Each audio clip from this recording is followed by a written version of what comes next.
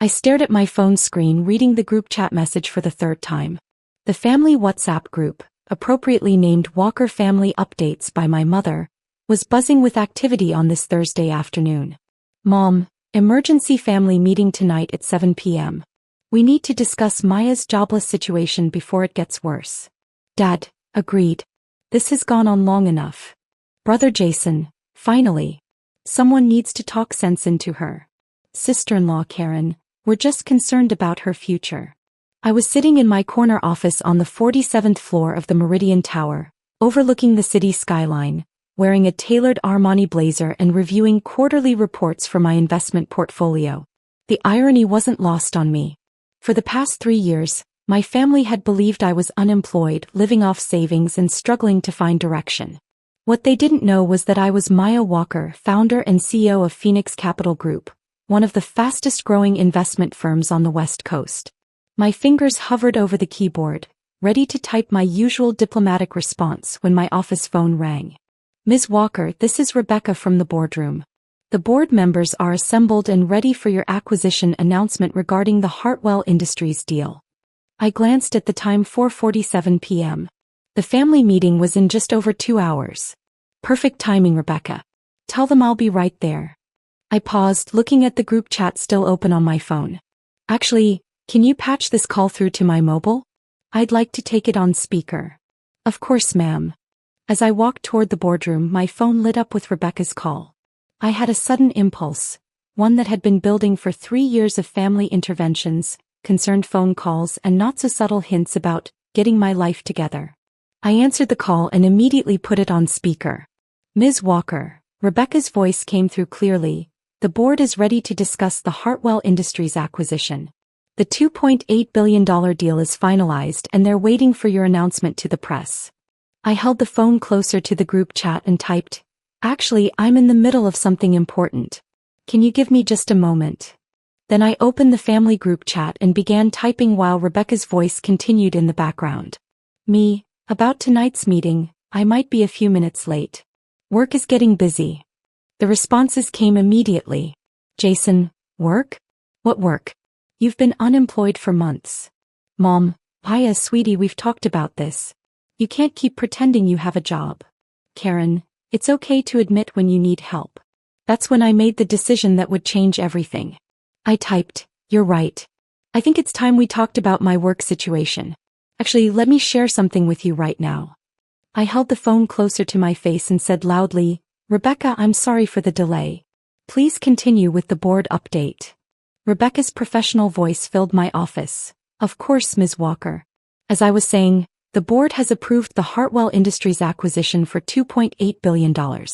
This will make Phoenix Capital Group the third largest investment firm in the region. The press conference is scheduled for tomorrow morning to announce your company's latest expansion." I watched the 3 dots appear and disappear in the group chat as my family members started and stopped typing responses. Finally, Mom broke the silence. "Aya, whose phone call is that?" "Me, that's my assistant, Rebecca. She's updating me on some work matters." "Dad, Aya, this isn't funny. Stop playing games." I took a deep breath and typed, "I'm not playing games. Rebecca, can you please confirm my full title for the board minutes?" "Certainly, Ms. Walker.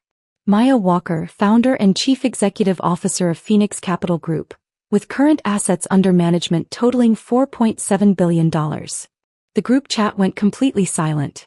I waited 30 seconds, then typed, "So about that emergency meeting to discuss my jobless situation?" My phone immediately started ringing. Mom's name flashed on the screen. I answered but didn't put away the group chat. "Hi, Mom. Maya Elizabeth Walker, what in the world is going on? Did we just hear someone say you manage $4 billion? $4.7 billion, actually. And yes, you did. But you said you were between jobs. You said you were figuring things out." I walked to my office window, looking down at the bustling street below. 3 years ago, I'd made the decision to keep my success private from my family. It had started as a temporary measure. I wanted to prove to myself that I could build something real before announcing it to the world. But as Phoenix Capital grew from a small startup to a major player in the investment world, my family's assumptions about my life had become more entrenched. Every family gathering became an intervention. Every phone call included career advice. Every holiday dinner featured suggestions about practical jobs I should consider. Mom, I never said I was unemployed. I said I was working on building something. But you live in that tiny apartment and you drive that old car. Because I chose to. Because I was reinvesting everything into my company. I could hear muffled voices in the background. Dad asking questions, Jason saying something I couldn't make out. Maya, I'm putting you on speaker. Your father and Jason are here. Hi, everyone. Dad's voice came through, stern and confused. Maya, I need you to explain what we just heard. Did someone really say you own a company worth billions? I don't own a company worth billions, Dad. I own a company that manages billions. Phoenix Capital Group manages investment portfolios for high-net-worth individuals and institutional clients. Since when? Jason's voice carried a tone I'd never heard before, something between shock and embarrassment. I founded the company 4 years ago. We've been profitable for 3 years. The silence stretched on until Mom found her voice again. 4 years ago? But we've been worried about you. We've been planning interventions. Jason even talked to his boss about getting you an entry-level position at his company. That hit me harder than I'd expected. Jason did what? Jason's voice was quieter now. I asked Mr. Peterson if there were any openings in our marketing department. Entry-level stuff. I thought you needed help. I sat down in my desk chair, suddenly feeling the weight of 3 years of misunderstandings. Jason, what does your company do again? We're a mid-sized marketing firm. About 50 employees. What's your annual revenue? Maybe 12 million on a good year. Why? I looked at the quarterly report on my desk. Because last quarter, Phoenix Capital generated 15 million in management fees alone. Another long silence.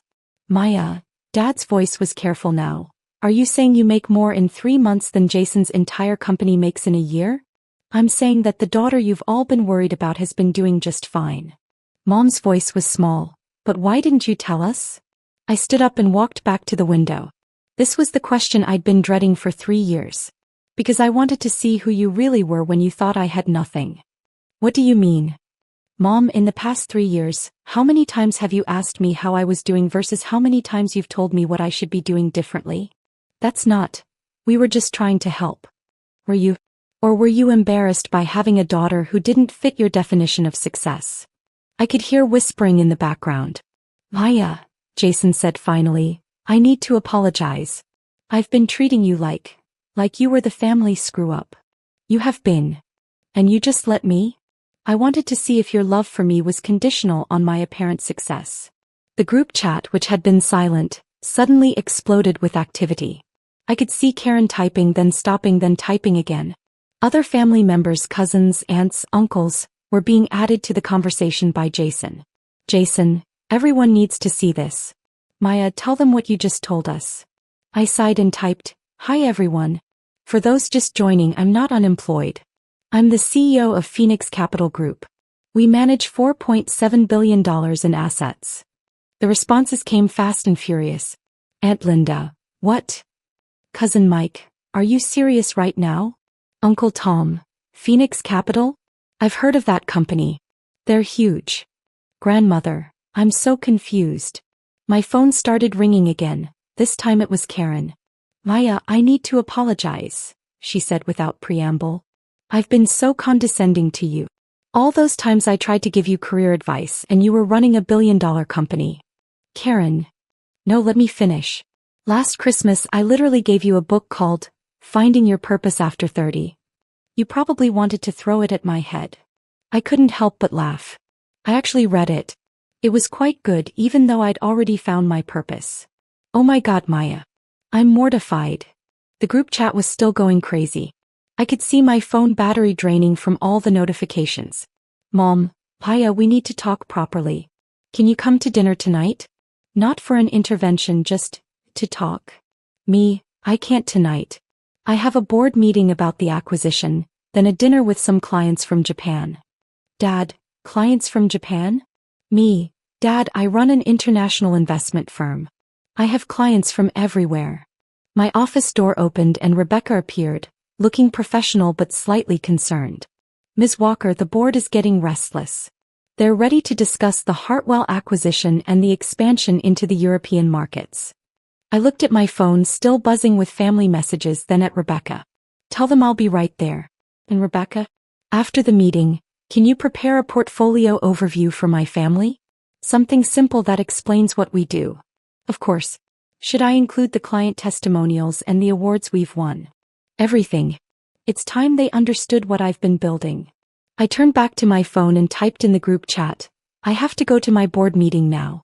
We're discussing a $2.8 billion acquisition and expansion into European markets. But let's plan dinner for this weekend. I have a lot to explain. Jason, Paya, are you mad at us? I thought about that question. Was I mad? Hurt? Disappointed? Me, I'm not mad. I'm sad that it took this long for you to see me as I really am. But I'm hopeful that we can build something better from here. Mom, we love you, sweetheart. Successful or not, we love you. Me, I know you do. And I love you too. But loving someone means believing in them even when you don't understand their path. I put my phone in my purse and walked toward the boardroom. As I passed Rebecca's desk, she handed me a folder. The Hartwell acquisition details, ma'am. And I took the liberty of preparing a family-friendly explanation of Phoenix Capital Group. I thought you might need it. Rebecca, you're invaluable. Thank you, ma'am. Oh, and your mother called the main line while you were on your mobile. She wanted to know if Phoenix Capital Group was really your company. I confirmed that you are indeed our founder and CEO. I paused at the boardroom door. What did she say to that? She said, and I quote, "My daughter is a genius and I've been an idiot." I smiled. Maybe this conversation had been exactly what we all needed. The boardroom was filled with 12 of the most successful business leaders in the region. As I took my seat at the head of the mahogany table, I thought about the contrast between this room and my family's living room, where they'd been planning an intervention for their unemployed daughter. Good afternoon, everyone. I apologize for the delay. Let's discuss the Hartwell acquisition. For the next 2 hours, we went through financial projections, market analysis, and strategic planning. The acquisition would expand Phoenix Capital's reach into 3 new markets and add over 200 high-net-worth clients to our portfolio. As the meeting wrapped up, board member Patricia Chin raised her hand. Maya, I wanted to mention that Forbes called. They're doing a feature on the top female CEOs under 35. You're on their list. When does that publish? Next month. They want to do a photo shoot at your office. I thought about my family seeing my face on the cover of Forbes. The same family who'd been planning to stage an intervention about my career prospects. That sounds fine. Just coordinate with Rebecca. After the board meeting, I had dinner with the Japanese clients, the Tanaka Group, who were interested in investing $500 million with Phoenix Capital. The dinner went well, and by the time I got home to my tiny apartment, which was actually a modest 2-bedroom I'd chosen specifically to maintain my cover, it was nearly 11 p.m. I opened the family group chat to find 127 new messages. Scrolling through them was like watching my family's understanding of me evolve in real time. The messages had gone from shock to embarrassment to pride to excitement to a million questions about my business. Aunt Linda. Maya, I just Googled Phoenix Capital Group. You've been featured in the Wall Street Journal 6 times. Cousin Mike. There's a picture of you ringing the opening bell at the New York Stock Exchange last year. Why didn't you tell us? Uncle Tom. I just realized when you said you were consulting last Christmas, you meant you were running board meetings for billion-dollar deals, didn't you? Grandmother. I'm so proud of you, sweetheart. But next time maybe give your old grandmother a hint? My heart can't take too many more surprises like this. The message that got me was from Jason. Maya, I keep thinking about all the times I gave you advice about finding a real job. I'm so embarrassed. You must have thought I was the biggest idiot. I typed back, Jason, you're not an idiot. You're my brother and you were trying to help. But maybe next time, ask questions before offering solutions.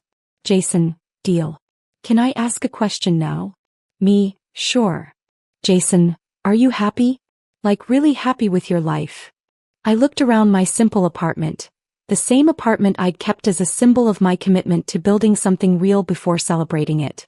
Tomorrow, I'd probably start looking for a place that better reflected my actual financial situation. But tonight I was content with the space where I'd made the decision that changed everything. Me, yes, Jason. I'm really happy. I love what I do, I'm good at it, and I've built something that matters. Mom, Paya, can I ask you something too? Me, of course. Mom, do you think we're bad parents? For not seeing who you really were. I stared at that message for a long time before responding. Me, Mom, you're not bad parents. You're human parents. You made assumptions based on what you could see, and I deliberately hid the full picture. But I hope we can do better going forward. Dad, how do we do better? Me, by asking instead of assuming. By supporting instead of fixing. By trusting that I might know something about my own life. Mom, can we start over? Me, we don't need to start over. We just need to start being honest with each other. Over the next hour, the conversation shifted from apologies to genuine curiosity about my work. My family asked thoughtful questions about how I'd built the company, what my day-to-day life was like, and what my plans were for the future. Karen asked about the challenges of being a young female CEO in finance. Dad wanted to know about my investment philosophy. Mom was fascinated by the international aspects of my work. It was the most real conversation we'd had in years. Finally, around midnight, I typed, I should get some sleep.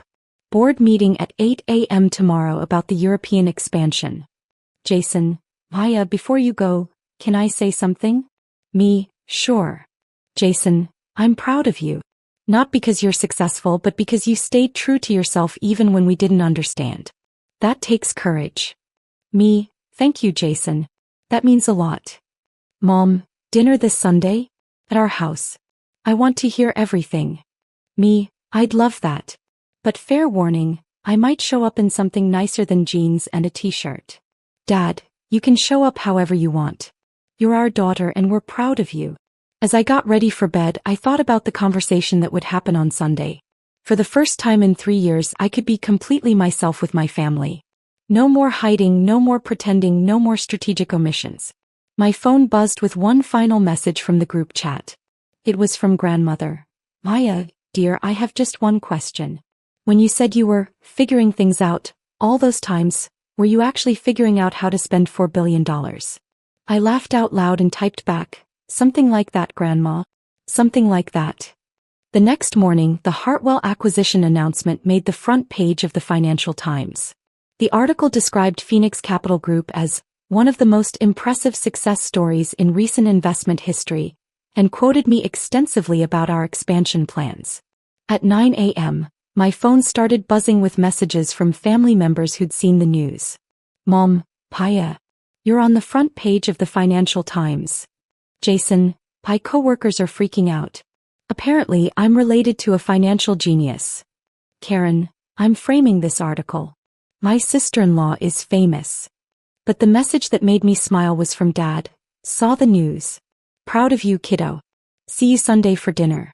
I'll try to have some intelligent questions about European markets. As I sat in my office that morning, preparing for another day of board meetings and client calls, I realized something important. The family intervention that was supposed to fix my jobless situation had actually fixed something much more valuable. The gap between who I really was and who my family thought I was. Sometimes the best way to solve a problem is to let the truth speak for itself. And sometimes the most satisfying moment isn't proving people wrong.